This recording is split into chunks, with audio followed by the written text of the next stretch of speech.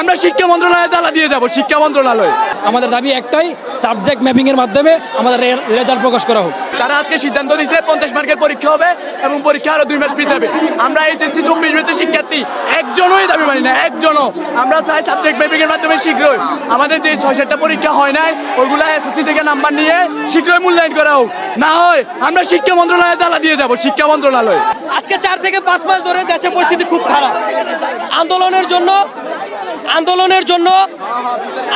জন্য সরকার স্বৈরাচার সরকারের বিরুদ্ধে ছাত্ররা অনেক আন্দোলন করছে, যার কারণে আমাদের এক্সাম বারবার পিছিয়ে দেওয়া হয়েছে। আমাদের আন্দোলন এখন যদি না মানে আমরা এভাবে আন্দোলন করে যাবো আবার ছাত্র জনতা ক্যাপ্টে। আমাদের মাঝখানে তো রেজাল্টে একটা বৈষম্য দেখা দিল না, কারণ আমরা তো নিরযোগ্যতা পরীক্ষা দিচ্ছি, ওরা তো নিরযোগ্যতা দেয় নাই। এবং আমরা একটা পরীক্ষা কোনো 6 মাস হতে পারে না। আমাদের অনেক ভাই বোন, মাত্র 3টা হসপিটালের রিপোর্ট, 258 জন আমাদের এইচএসসি ব্যাচমেটরা আহত। তারা না তো মেন্টালি প্রিপেয়ার্ড, না তো আপনার ফিজিক্যালি প্রিপেয়ার্ড।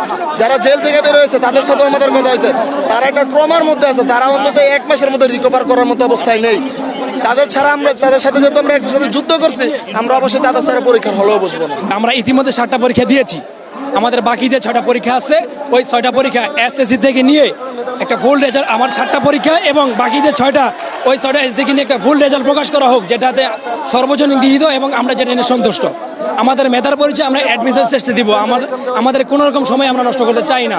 এই পরীক্ষা নামক খেলে আমাদের কোনো রকম সময় নষ্ট করতে চাই না। আমাদের অনেক সহপাঠী, অনেক ভাই এখন হসপিটালে ভর্তি, আমরা তাদেরকে রেখে পরীক্ষার হলে বসতে পারবো না। এটা আমাদের পরিষ্কার কথা। আমাদের দাবি একটাই, সাবজেক্ট ম্যাপিং এর মাধ্যমে আমাদের রেজাল্ট প্রকাশ করা হোক, এটা আমাদের দাবি।